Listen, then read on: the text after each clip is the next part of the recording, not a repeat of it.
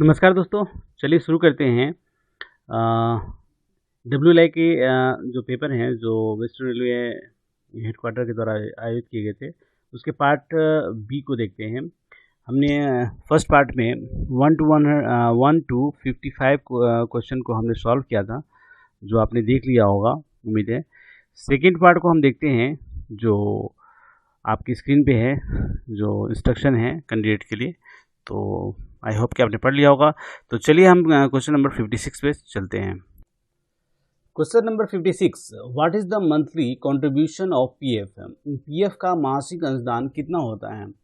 तो इसका मासिक अंशदान जो होता है वो 8.33% होता है। ठीक है, ये इसका सही आंसर है। Question number 57, the minimum guaranteed kilometrage allowance to running staff is. Running कर्मचारियों को कितना न्यूनतम गारंटीकृत भत्ता प्रदान किया जाता है?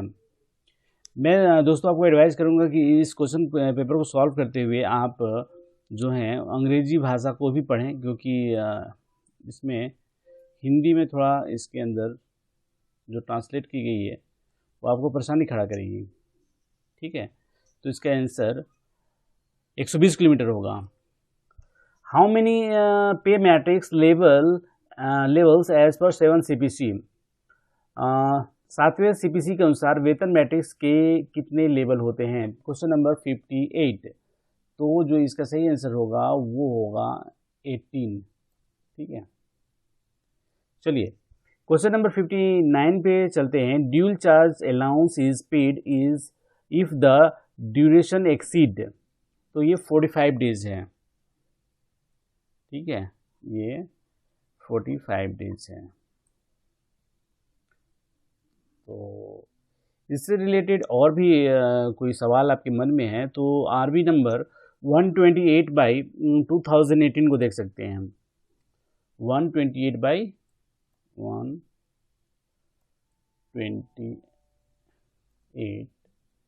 बाई 18। ठीक है, 2018, इसको आप देख सकते हैं। चलिए क्वेश्चन नंबर 60 पे चलते हैं। Service record of gazetted officer maintained by account department. सीधा सा क्वेश्चन है कि राजपत्रित अधिकारी को सेवा रिकॉर्ड द्वारा बनाए जाते हैं तो अकाउंट डिपार्टमेंट के द्वारा बनाए जाते हैं। ठीक है, एक्चुअली रखे जाते हैं, बनाए क्या जाते हैं। ठीक है, जो भी है उनका ये है, उनका पर्सनल डिपार्टमेंट से कोई लेना देना नहीं होता। और ठीक है, चलिए क्वेश्चन नंबर 61 को देखते हैं। Maximum DCRG as per 7 CPC is. तो ये भी वन लाइनर क्वेश्चन है। 7वें CPC के अनुसार अधिकतम DCRG कितना है? तो ये 20 लाख है। चलिए question number 62, maximum commutation of pension is. ये भी वन लाइनर। अगर कोई आप लगातार पढ़ते हैं तो आपको पता चल जाएगा कि maximum commutation of pension is 40%। सीधा और सिंपल। पेंशन का अधिकतम कम्यूटेशन कितना प्रतिशत होता है? तो 40% होता है। ठीक है, question number 63, non practicing allowance is allowed to.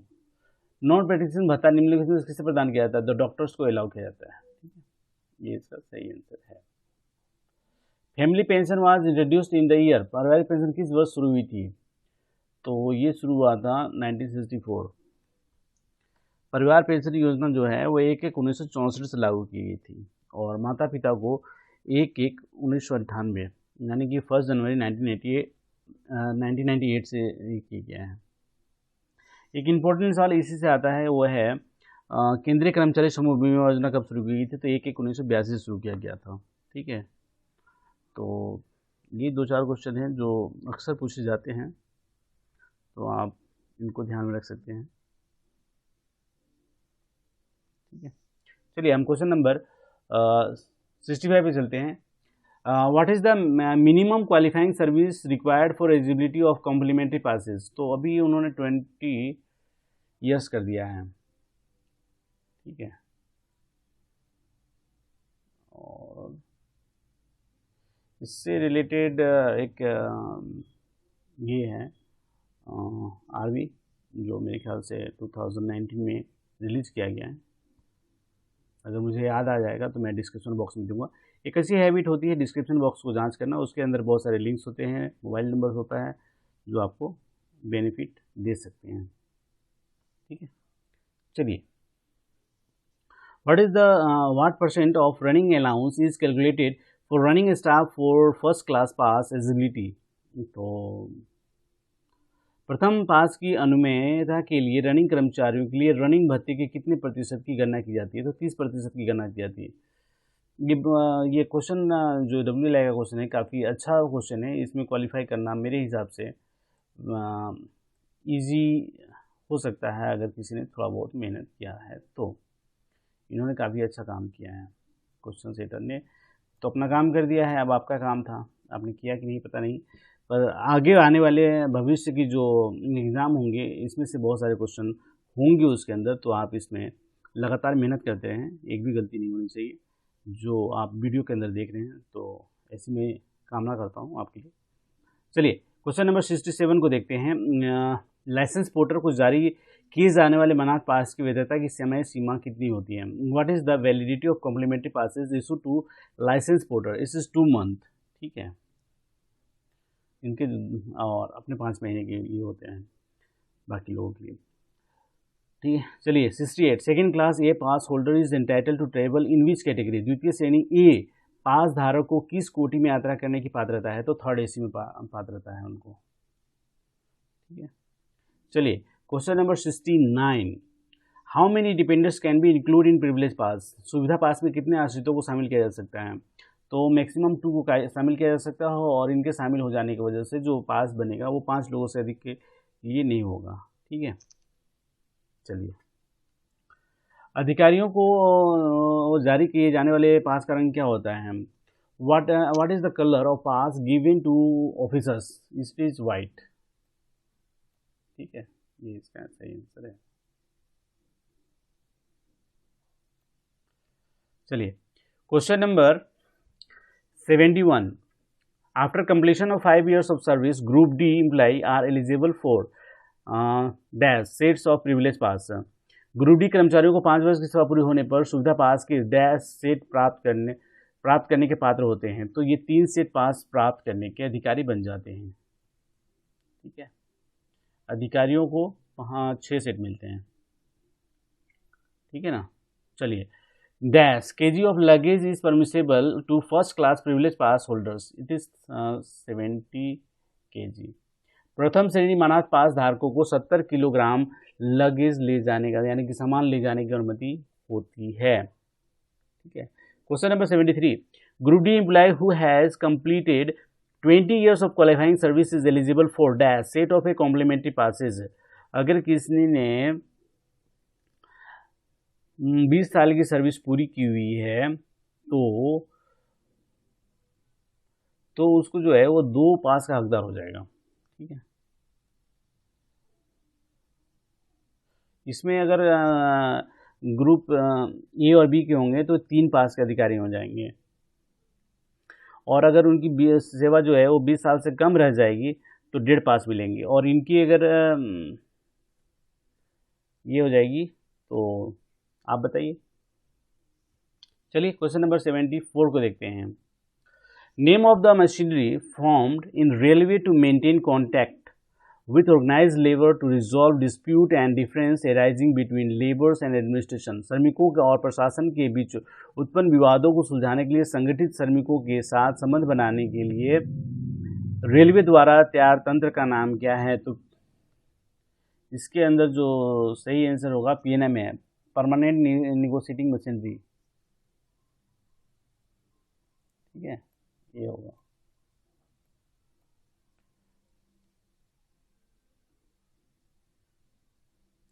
Paternity leave is granted up to dash living children? पितृत्व छुट्टी जीवित शिशुओं के लिए प्रदान किया जाता है।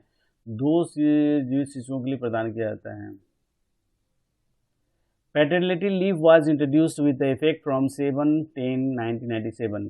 पितृत्व छुट्टी दिनांक डैश से शुरू की जाती है, तो 7 अक्टूबर 1997 से अपने को मिलना चालू हुआ था।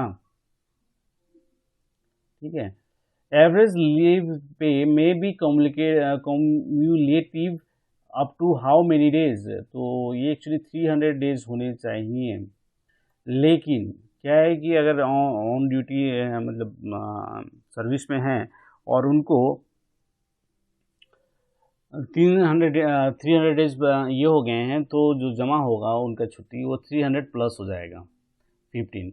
अगर जनवरी में उनके पास 300, मान लीजिए कि दिसंबर में उनके पास 300 कुछ थे, तो वो 300 रह जाएंगे, बाकी लैप्स हो जाएगा, और फिर जनवरी में 15 और जुड़ जाएंगे। इस हिसाब से 300 प्लस 15 हो जाएंगे। एक्चुअली ये ऑप्शन नहीं देना चाहिए था, यहाँ पे 500 700 कुछ भी दे देते। क्या है कि ये दोनों के बीच में टाई हो जाता है, तो ये ओपन क्वेश्चन हो जाता है।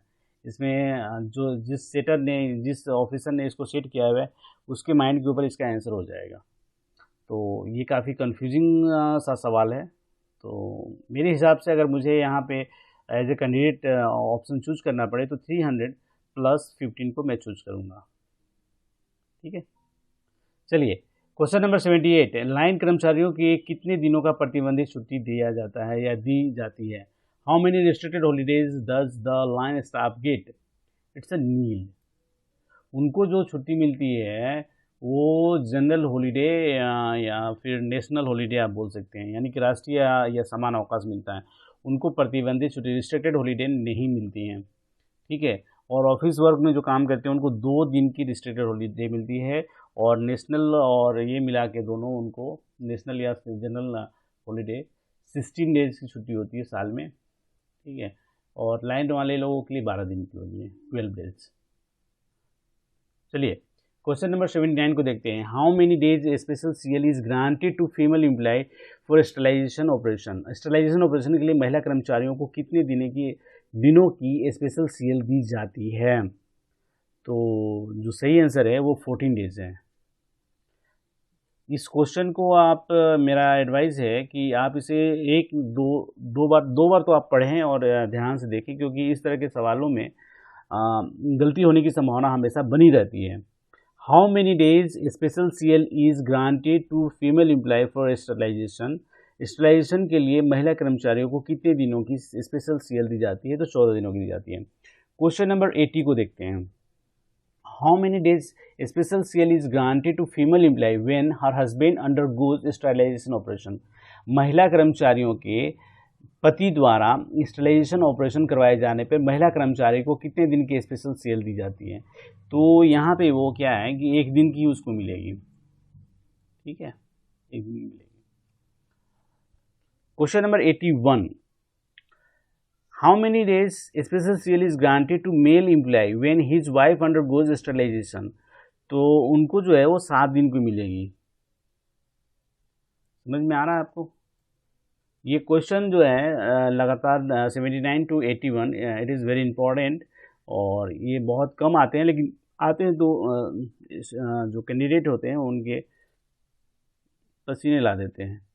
तो ये जो स्पेशल सीएल है इसको आप 2-3 बार पढ़ें, जहाँ से भी पढ़ रहे हैं, जिस बुक से भी पढ़ रहे हैं, IIM से पढ़ रहे हैं, जहाँ से भी पढ़ रहे हैं, तो आप अच्छा रहेगा आपके लिए। चलिए क्वेश्चन नंबर 82 को देखते हैं। Minimum passing mark for oral in trade test is marks? तो यहाँ पे जो आंसर होगा वो 15 होगा, और आपको याद होगा इसका जो टोटल मार्क्स है वो 40 नंबर्स का है। ठीक है, तो 14 ही है, आप देख के बताना। चलो आप पे डालते हैं। How much kilometre shall be paid per day when running staff is found suitable for the post of drafted CCOR and PCOR? Drafted CCOR PCOR पद के लिए योग्य पाए जाने वाले रनिंग स्टाफ को प्रतिदिन कितने किलोमीटर के लिए भत्ता दिया जाएगा? तो ये किलोमीटरेज जो है 120 किलोमीटर के लिए भी हमने थोड़ी देर पहले बात की थी, यही इसके अंदर होगा। ठीक है, चलिए question number 84, what is the classification of peon under HOER? तो HUER होता है के अंदर जो है प्यून जो है वो EI के अंतर्गत आएगा, ठीक है, आवश्यक रूप से विरामी हिंदी में बोलेंगे।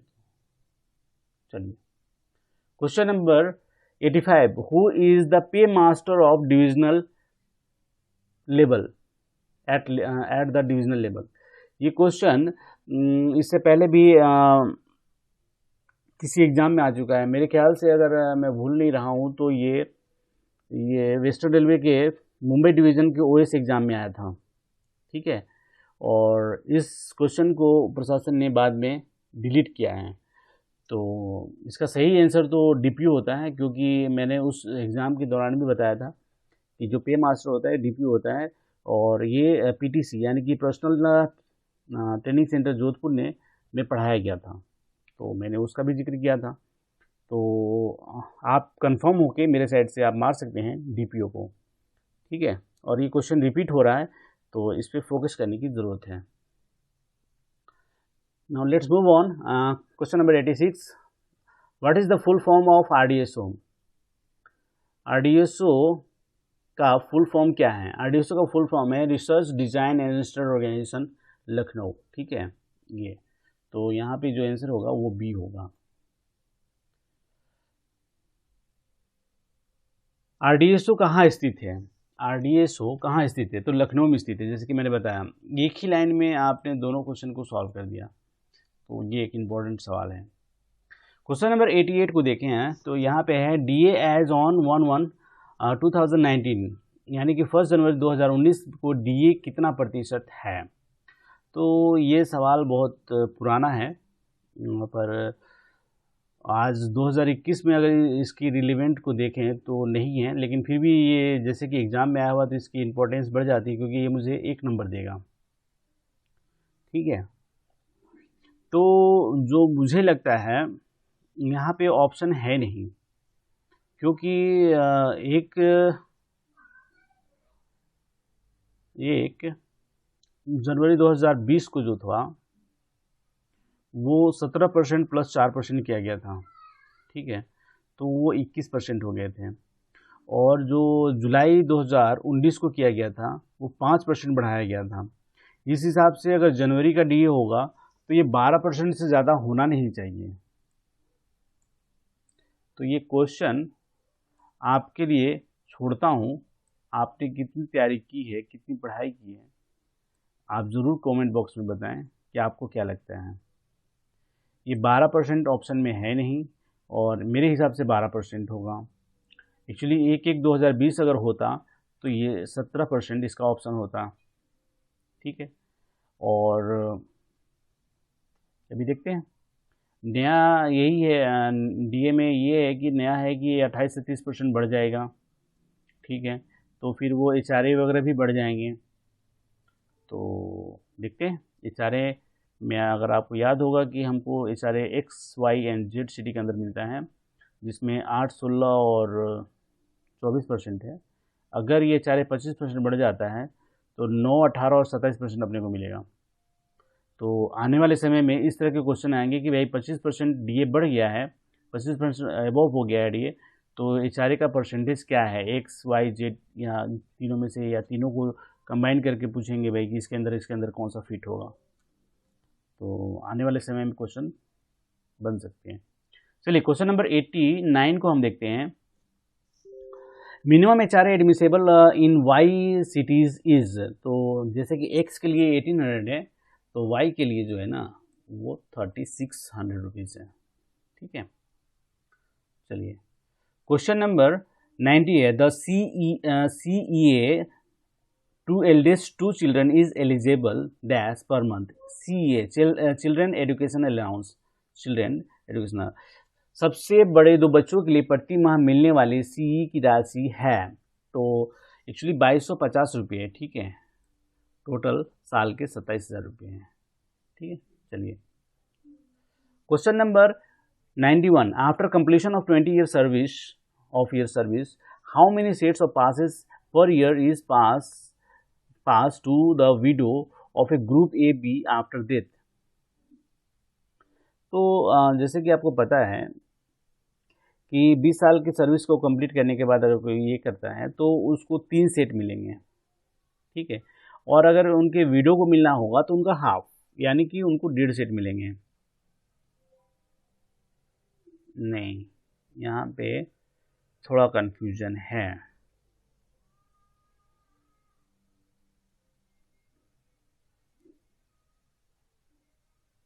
ठीक है, इसको देखते हैं। चलिए एक बार फिर से पढ़ते हैं। After completion of 20 years of service, how many sets of passes per year is pass to the widow of a group A B after death. Group A और बी के अधिकारियों की 20 वर्ष की सेवा पूरी होने पर उसकी मृत्यु होने पर उसकी विधवा को प्रतिवर्ष कितने सेट जारी किए जाएंगे। अब रूल ये कहता है कि अगर 20 साल की सर्विस पूरी हो गई है तो वो 3 सेट पास के लिए हकदार हो जाता है, और अगर उसकी मृत्यु हो जाती है तो उसकी विडो को उसके आधे मिलने चाहिए। तो इस हिसाब से ये क्वेश्चन कुछ जमा नहीं, ठीक है। ये मेरे हिसाब से इस क्वेश्चन का आंसर 1.5 सेट पर ईयर होना चाहिए, ठीक है, 1.5 सेट। अब ये ऑप्शन क्यों है, कैसे है, मुझे पता नहीं, लेकिन अगर देखें तो ये भी हाफ सेट पर ईयर तो जमा नहीं मुझे। चलिए आप बताइए, आप कमेंट बॉक्स में आपको क्या लगता है इस क्वेश्चन का आंसर। मैं इस क्वेश्चन को छोड़ देना पसंद करूंगा क्योंकि 110 क्वेश्चन है, तो चलो इसको छोड़ देते हैं, ठीक है, जहाँ कन्फ्यूजन हो, क्योंकि हमको 100 क्वेश्चन को ही सॉल्व करने हैं। चलिए मेरे हिसाब से तो 1.5 सेट है। आप बताइए। After completion of 5 years of service, group A group D employ are eligible for sets of PTOs. तो जैसे कि आपको पता ही है कि वो कुछ भी करें XYZ, उनको पीटीओ तो उतने ही मिलने हैं, ठीक है। तो इसका जो आंसर होना चाहिए वो 4 सेट्स होना चाहिए, ठीक है। हिंदी दिवस कब मनाया जाता है, तो 10 जनवरी को मनाया जाता है, ठीक है। यहाँ जो है 10 जनवरी को मनाया जाता है, उसमें एक चीज़ ऐड करना चाहेंगे कि ये जो है ये प्रथम विश्व हिंदी सम्मेलन 1975 में ऑर्गेनाइज किया गया था, जो प्राइम मिनिस्टर इंदिरा गांधी के टाइम में हुआ था। और ये जो हिंदी दिवस मनाया जा रहा है ये 2006 से मनाया जा रहा है, 10 जनवरी 2006 से मनाया जा रहा है। तो मैं यही कह रहा था कि ये जो है जो first time world Hindi Diwas commences on 10 January 2006 by former prime minister doctor Manmohan Singh, ठीक है। ये मैंने किसी क्वेश्चन में थोड़ा गलत कर दिया है, 2006 के बजाय 1975 मारा है, तो फिर उसमें आप सुधार लेना, क्योंकि जैसे जैसे जहाँ गलतियाँ पता चलेंगी मैं उसको बीच बीच में सुधारता रहूँगा, ठीक है। एक और क्वेश्चन मैंने गलत किया है, महापरिनिर्वाण दिवस, जो आप उनको जांच करना, वो 14 अप्रैल नहीं होगा, ठीक है। उसमें जो होगा वो 6 दिसंबर होगा, ठीक है, उनकी मृत्यु की डेट आएंगे। चलिए क्वेश्चन नंबर 94 पे चलते हैं। केंद्र सरकार के कर्मचारियों के लिए कौन सा प्रारंभिक हिंदी कोर्स है, तो ये प्रबोध है। Which is the elementary Hindi course prescribed for central government employee? It is Prabodh, right? Now let's move on. Question number 95. As per the provision in Constitution, Hindi written dash script will be the official language. संविधान के उपबंधों के अनुसार dash शैली में लिखी गई हिंदी राजभाषा होगी। तो यहाँ पे जो होगा वो होगा सी, देवनागरी लिपि में लिखी गई, ठीक है। केंद्र सरकार के कर्मचारियों के लिए कितने हिंदी पाठ्यक्रम निर्धारित किए गए हैं? How many courses are prescribe for central government employee? Actually मैंने कई दफ़ा बताया है, लेकिन फिर से एक बार बताता हूँ कि ये 3 को आप मान लो, एक और है जो पारंगत है, तो उस हिसाब से 4 हो जाते हैं। पर जो डॉक्यूमेंट्स हैं सेंट्रल गवर्नमेंट के, जो हिंदी राजभाषा के जो साइट हैं उसके हिसाब से, तो 3 है। जनरली साउथ वाले लोग 4 मानते हैं, तो अगर आप नॉर्थ साइड से बिलोंग करते हो तो 3 होते हैं, ठीक है।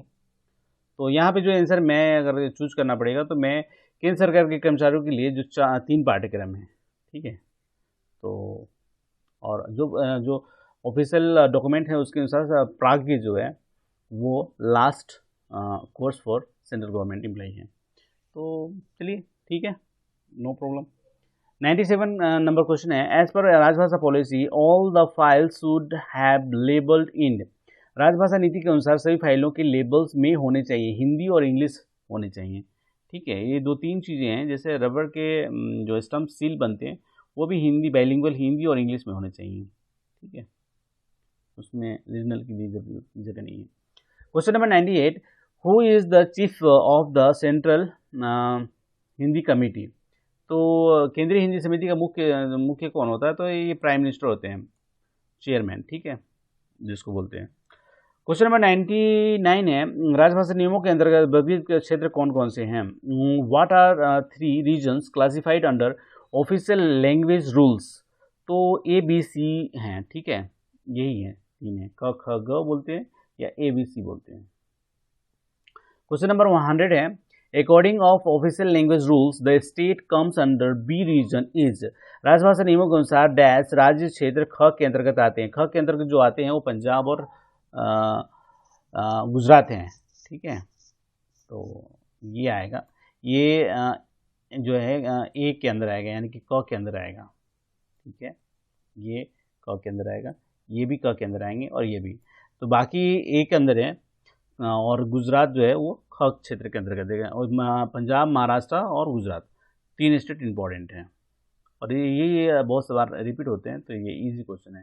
चलिए question number 101, how many language has been include in the 8th schedule of the Indian constitution. भारतीय संविधान के 8वें अनुसूची में कितनी भाषाएं को शामिल किया गया है, तो ये है 22, ठीक है, 22। राजभाषा नियमों के अनुसार डैश राज्य क्षेत्र क के अंतर्गत आते हैं। According to official language rules the state comes under A region is, ठीक है। तो देखें आप ध्यान से, तो हिमाचल, पंजाब, गोवा और महाराष्ट्र। तो हिमाचल जो है वो हिंदी भाषी क्षेत्र है और ये क के अंतर्गत आता है, ठीक है, नोट कीजिए। और ख के अंतर्गत पंजाब आता है और महाराष्ट्र और गोवा जो है, महाराष्ट्र जो है वो ख के अंतर्गत आता है, महाराष्ट्र भी ख के अंतर्गत आता है और गोवा जो है वो ग के अंतर्गत आता है, ठीक है, और ये ख के अंतर्गत आता है। मैं उम्मीद करता हूँ कि ये सब आप जानते ही होंगे, पर हमारे नए व्यूवर हैं जो उन्होंने अभी भी चालू किया तैयारी करना, तो उनके लिए मैं बता रहा था। चलिए question number 103, the wide of metre gauge line is dash. Metre line की चौड़ाई डैश होती है, तो मीटर गेज की जो चौड़ाई होती है वो 1 मीटर ही होती है, इसलिए तो उसको मीटर गेज कहते हैं, ठीक है। 1.676 जो होता है वो ब्रॉड गेज होता है, ठीक है। चलिए क्वेश्चन नंबर 104, ट्रेन 18 का नया नाम क्या है। What is the new name of train 18। Train 18 जो है वो वंदे भारत के नाम से जाना जाता है, ठीक है, ये एक इम्पोर्टेंट है। Question number 105, which app is used for booking railway tickets. Railway ticket की बुकिंग के लिए किस ऐप का प्रयोग किया जाता है, तो पहला है NTES, दूसरा है iWatch, तीसरे नंबर पे है UTS एंड थर्ड है रेल मदद। तो मैंने रेल मदद के बारे में बताया कि रनिंग ट्रेन के अंदर उनको जो हेल्प की ज़रूरत होती है उसके लिए इसको लॉन्च किया गया है। NTS जो होता है वो नेशनल ट्रेन इंक्वायरी सिस्टम है, ठीक है, तो वो ये हुआ। और जो UTS है ना, UTS को क्रिस ने लॉन्च किया है और ये मोबाइल टिकटिंग ऐप के रूप में उसको लॉन्च किया है, तो ये इम्पोर्टेंट है। तो UTS ही हमारा आंसर यहाँ पे सुसंगत लग रहा है, सुटेबल लग रहा है, ठीक है, इसको क्रिस ने लॉन्च किया है।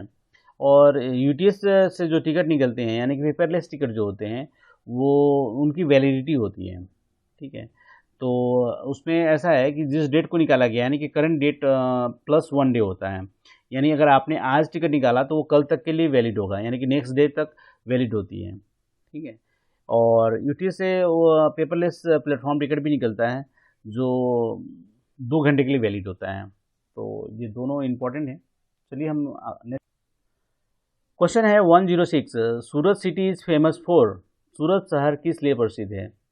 अब आप यहाँ पे ऑप्शन देखेंगे तो oil and gases, B tourism, C textile and D is coal. तो सूरत जो है वो बहुत सारी चीज़ों के लिए फेमस है, ठीक है। तो उनमें से जो यहाँ पे जो ऑप्शन है वो टेक्सटाइल है, क्योंकि सूरत को वो सिल्क सिटी भी कहते हैं, डायमंड सिटी भी कहते हैं और ग्रीन सिटी भी कहते हैं। ग्रीन सिटी इसलिए कहते हैं कि वो second cleanest city of India था इन 2020, ठीक है। तो एक टेक्सटाइल हब भी है। तो इस हिसाब से हमारा जो ऑप्शन है जो सी है ये सही आंसर है, ठीक है। चलिए क्वेश्चन नंबर 107 को देखते हैं। पेंशन प्राप्त करने के लिए न्यूनतम आहार सेवा होनी चाहिए, minimum qualifying service for pension is, तो 10 साल होनी चाहिए। यहाँ पे 9 मंथ को जो है ना वो 10 साल मान लिया गया है। तो जो ऑप्शन है वो यहाँ पे है, ठीक है। Question number 108। What is the percentage of direct recruitment Kota for junior clerk? तो आप ये सवाल कई एग्जामों में आ चुका है, इनको भी आप कंठस्थ कर लें तो ज़्यादा अच्छा रहेगा। इसका ऑप्शन जो है वो 50 है। ये 2 पार्ट में है, ठीक है, first part and second part. तो यहाँ भी 50% है, ठीक है, यहाँ भी और यहाँ भी 50% है। ये डायरेक्ट कोटा है और यहाँ पे प्रमोशनल कोटा है, ठीक है। प्रमोशनल कोटा में भी 2 पार्ट हैं, ठीक है। तो प्रमोशनल कोटा में भी 2 पार्ट है। तो यहाँ जो है वो 33% पूर्णांक 1/3 है, ठीक है, और 16 पूर्णांक 2/3, ठीक है। इनको निकालेंगे तो ये 50% बन जाएगा, ठीक है। तो चलिए, तो ये जो 50% बनेगा ये इम्पोर्टेंट है। कभी कभी पूछते हैं कि प्रमोशनल कोटा में कितने कितने परसेंट हैं, तो ये आपको सवाल मिल जाएगा। चलिए क्वेश्चन नंबर 109 को देखते हैं। Mount Everest is located in Nepal, ठीक है, जिसे नेपाल में सागर माथा के नाम से कहा जाता है। असाधारण छुट्टी एक साथ में डैश दिनों तक के लिए प्रदान की जाती हैं। Dash extraordinary leave can be granted in A one spell. तो जो सही आंसर होगा वो मतलब 5 साल से ज़्यादा नहीं हो सकता। कुल मिला के आप समझो ना, कुछ भी हो जाए, ठीक है, एक्स्ट्राऑर्डिनरीली 5 साल से ज़्यादा नहीं हो सकता, एक साथ से यही दिया जा सकता है। तो चलिए ये 110 क्वेश्चन सॉल्व हो गए हैं। हम अगले नेक्स्ट वीडियो में मिलेंगे और आपसे बातें करेंगे, फिर और नए कुछ सीखेंगे। हम दोनों मिल के एक नया, मतलब आप और मैं मिल के अपने नॉलेज को एनहांस करेंगे, बढ़ाएंगे। और अगर हमारे द्वारा किसी की मदद तो हो सके तो हम करेंगे, आप भी कीजिए। आप जहाँ पे भी हैं इसे आप अपने जो छोटे पदों पर कार्यरत कर्मचारी हैं, सहयोगी हैं, उनके साथ शेयर कीजिए। जो बड़े हैं, जो बड़ी चीज़ों की तैयारी कर रहे हैं, उनके साथ शेयर कीजिए। आप खुद भी अपने अंदर उस एबिलिटी को विकसित कीजिए कि आप नेक्स्ट हायर पोस्ट को एडॉप्ट कर सकें, उसके लिए तैयारी कीजिए। जहाँ जैसे भी हैं, हम रेलवे के एक होनहार कर्मचारी बने, एक अच्छा जो जागरूक कर्मचारी होना चाहिए, जो हमारे में आने चाहिए, क्योंकि हमको देख के लोग ये बाहर वाले जो रेलवे के बाहर हैं वो नहीं समझे कि हमको कुछ आता जाता नहीं है। तो चलिए हम एक नए वीडियो में मिलते हैं। Thank you so much for watching. यदि आपको लगता है कि वीडियो आपकी किसी नियर डियर की मदद कर सकता है तो ज़रूर उसके साथ शेयर कीजिए। रिक्वेस्ट करना मेरे हाथ में है, शेयर करना आपके हाथ में है। तो चलिए नेक्स्ट वीडियो में मिलते हैं।